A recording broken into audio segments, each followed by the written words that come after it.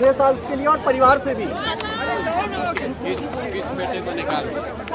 पहले photo video viral हुआ था सर। नीतीश कुमार एनडीए की ऐसा है, लालू यादव किसको परिवार से निकाल रहे हैं, किसको परिवार में रख रहे हैं, इससे बिहार का क्या लेना देना है? लालू यादव ने क्या कहा है कि कोई यादव समाज का काबिल आदमी है उसको हम नेता बना देंगे। लालू यादव तो आज भी यही चाहते हैं कि तेजस्वी यादव ही बिहार के नेता बने। हम लोग तो जन स्वराज में हमने ओपन कहा है कि राजद की ओर से लालू जी ये कह दें कि अगर वो जात की बात करते हैं, छोड़िए पूरा बिहार का बात, अगर उनको यादवों की चिंता है तो यादव समाज से किसी आदमी को मुख्यमंत्री का चेहरा घोषित कर दे, जन स्वराज उनके समर्थन में खड़ा हो जाएगा। खड़ा होकर दिखाइए। अरे ये जात की बात करने वाले जो नेता हैं, ये जात की राजनीति नहीं कर रहे हैं, ये अपने परिवार की राजनीति कर रहे हैं, अपने बच्चों की राजनीति कर रहे हैं। इनको किसी की चिंता नहीं कर रहे हैं, इनको किसी की चिंता नहीं।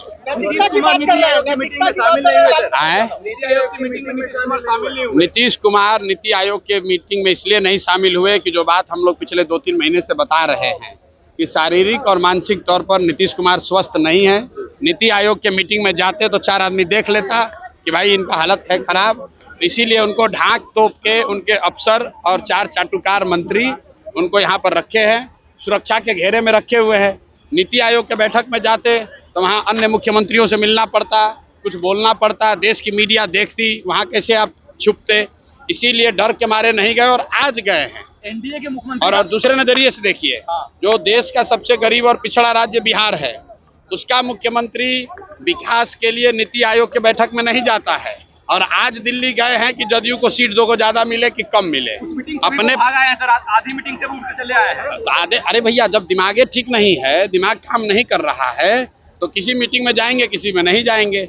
लेकिन जो समझने वाली बात है कि नीति आयोग बिहार के विकास के मुद्दे के लिए बैठक थी, देश भर के मुख्यमंत्री जमा हुए थे, तो वहां पर न जाना चाहिए। प्राइवेट मीटिंग में आप जाइए चाहे न जाइए, उसका क्या फायदा? आपको लगता है सर इसके बाद भी बीजेपी उनको चेहरा मानेगी? बीजेपी उनको चेहरा बनाकर चुनाव तक रखना ही रखना है बीजेपी को, क्योंकि जानता है कि न रखेंगे तो भाग के उधर चले जाएंगे।